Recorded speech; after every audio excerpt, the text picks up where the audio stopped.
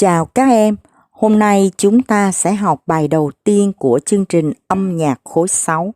Đó là bài Tiếng chuông và ngọn cờ, sáng tác của nhạc sĩ Phạm Tuyên. Các em nghe giai điệu nhé.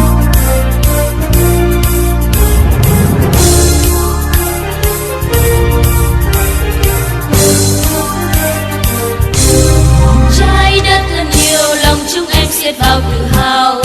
Một quả cầu đẹp tươi lung linh giữa trời sao. Trái đất chính là nhà bao gắn bó thiết tha, và bạn nhỏ gần xa đến chính gia đình của ta.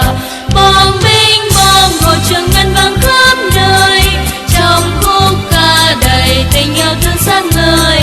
Bom binh bom cờ bay giữa tiếng chuông ngân, hãy vươn cao lên lá cờ hòa bình. Thế giới quanh em vầng sáng lên môi sớm bình minh, bàn tay em điểm tô cho trái đất đẹp xinh. Thế giới muốn hòa bình và chán ghét chiến tranh, cùng hòa chung tiếng hát chúc em có chung niềm tin.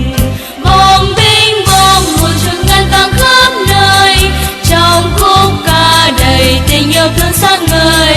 Bom binh bom cờ bay giữa tiếng chuông ngân, hãy vươn cao lên lá cờ hòa bình. Trái đất thân yêu, lòng chúng em xiết bao tự hào. Một quả cầu đẹp tươi lung linh giữa trời sao. Trái đất chính là nhà bao gắn bó thiết tha, và bạn nhỏ gần xa đến chính gia đình của ta.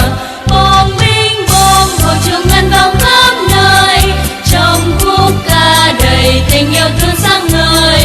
Bom binh bom cờ bay giữa tiếng chuông ngân, hãy vươn cao lên lá cờ của ta.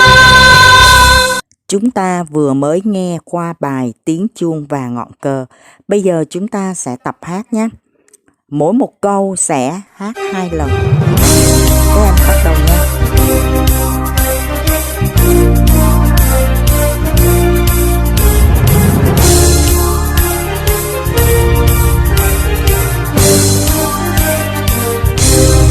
Trái đất thân yêu, lòng chúng em xiết bao tự hào. Trái đất thân yêu, lòng chúng em xiết bao tự hào. Một quả cầu đẹp tươi lung linh giữa trời sao. Một quả cầu đẹp tươi lung linh giữa trời sao. Trái đất chính là nhà bao gắn bó thiết tha. Trái đất chính là nhà bao gắn bó thiết tha, và bạn nhỏ gần xa đến chính gia đình của ta. Và bạn nhỏ gần xa đến chính gia đình của ta. Bom binh bom hồi trường ngân vang khắp nơi. Bom binh bom hồi trường ngân vang khắp nơi, trong khúc ca đầy tình yêu thương sáng ngời. Trong khúc ca đầy tình yêu thương sáng ngời. Bom binh bom cờ bay giữa tiếng chuông ngân. Bom binh bom cờ bay giữa tiếng chuông ngân, hãy vươn cao lên lá cờ hòa bình. Hãy vươn cao lên lá cờ hòa bình. Bây giờ các em sẽ hát lời 2. Chúng ta sẽ quay lại từ đầu bài. Và mỗi một câu chúng ta cũng sẽ hát 2 lần. Chú ý, bài này có khung thay đổi. Cuối bài các em sẽ thấy có số 1 và số 2. Khi các em hát lời 2 thì kết bài sẽ rơi vào khung số 2. Thế giới quanh em vầng sáng lên môi sớm bình minh. Thế giới quanh em vầng sáng lên môi sớm bình minh. Bàn tay em điểm tô cho trái đất đẹp xinh. Bàn tay em điểm tô cho trái đất đẹp xinh. Thế giới muốn hòa bình và chán ghét chiến tranh. Thế giới muốn hòa bình và chán ghét chiến tranh. Cùng hòa chung tiếng hát chúc em có chung niềm tin. Cùng hòa chung tiếng hát chúc em có chung niềm tin.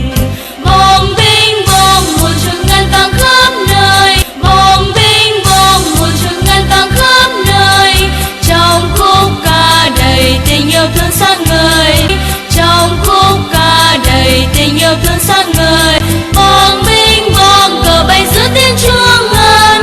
Bom binh bom cờ bay giữa tiếng chuông ngân, hãy vươn cao lên lá cờ của ta.